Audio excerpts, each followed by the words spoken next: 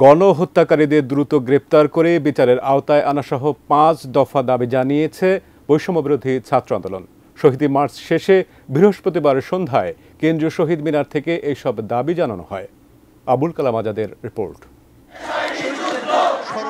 ঢাকা বিশ্ববিদ্যালয়ের রাজু ভাস্কর্য থেকে যে শহীদ মার্চের যাত্রা শুরু হয় বিকেল 3:30টায়, রাজধানীর একাংশ ঘুরে তা শেষ হয় প্রায় 3.5 ঘন্টা পর, যার গন্তব্য ছিল কেন্দ্রীয় শহীদ মিনার।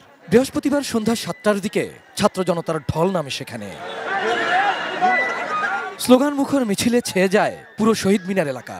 এ সময় শহীদ মিনারের পাদদেশে উপস্থিত ছিলেন বৈষম্য বিরোধী ছাত্র আন্দোলনের একাধিক সমন্বয়ক। সেখানে সমন্বয়ক হাসনাত আব্দুল্লাহ বলেন, ছাত্র জনতার অভ্যুত্থানের মাধ্যমে যে স্বাধীনতা অর্জিত হয়েছে তা কখনোই বৃথা যেতে দেয়া হবে না। ফ্যাসিস্ট, চাঁদাবাজ ও সিন্ডিকেটের বিরুদ্ধে হুঁশিয়ারি দেন তিনি। যারা আবার পুনর্গঠিত হচ্ছিল, আমরা আপনাদেরকে বলছি, আপনারা এই 5 সেপ্টেম্বরকে মনে রেখে আপনারা পরবর্তীতে সিদ্ধান্ত নেবে। এই 5 সেপ্টেম্বরের ছাত্র নাগরিক জনস্রোত আপনাদেরকে ভাসিয়ে নিয়ে যাবে। পরে সেখানে 5 দফা ঘোষণা পাঠ করেন বৈষম্য বিরোধী ছাত্র আন্দোলনের অন্যতম সমন্বয়ক আবু বাকের মজুমদার। গণহত্যাকারীদের দ্রুত গ্রেপ্তার ও বিচার, হতাহতদের আইনি সহযোগিতা ও ক্ষতিপূরণ, প্রশাসনের দুর্নীতিবাজদের বিচারের দাবি জানান তিনি।